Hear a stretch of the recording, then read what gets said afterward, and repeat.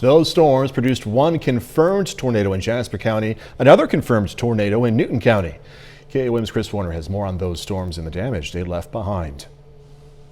They found that this storm was an EF0, which of course is the smallest measurement they have for a tornado. Jasper County Emergency Manager Keith Stammer says the National Weather Service in Springfield provided that confirmation Monday afternoon. It was one of two tornadoes that touched down in southwest Missouri from the late night storms.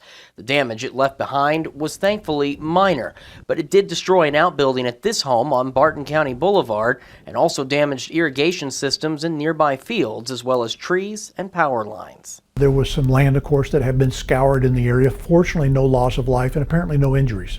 This tornado touched down just before 5 Monday morning around Sumac Road and roughly paralleled County Road 40 heading north before it lifted just north of Barton County Boulevard.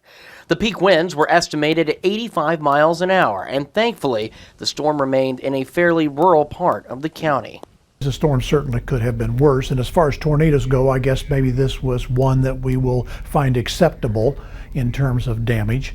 The thing to remember so many times about these particular storms is to be prepared, to know what is coming. This wasn't the only tornado in southwest Missouri. About 3 hours earlier, from a separate group of storms, an EF1 tornado touched down in Newton County near County Highway AA. This storm left this damage behind along Jaguar Road as it tracked north in between Jaguar Road and I-49 before lifting 3.5 miles later near Oak Road, just southwest of Neosho. Like the Jasper County tornado, there were no fatalities or injuries reported. While October tornadoes are rare, Stammer has an important reminder for everyone in the 4 states. Tornadoes can happen at any time, although as you get into the cooler months, they tend to be not as strong. So we still have to be vigilant, still have to be aware. In Jasper and Newton counties, Chris Warner, KOAM News.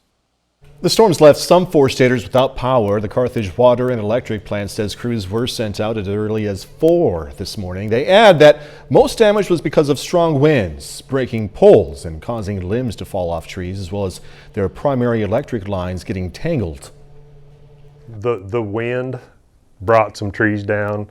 It tangled some of our primary lines together, so it was kind of a mixture of lines twisted and then trees coming down onto our primary. Power plant says initial damage from the storm overnight has been taken care of.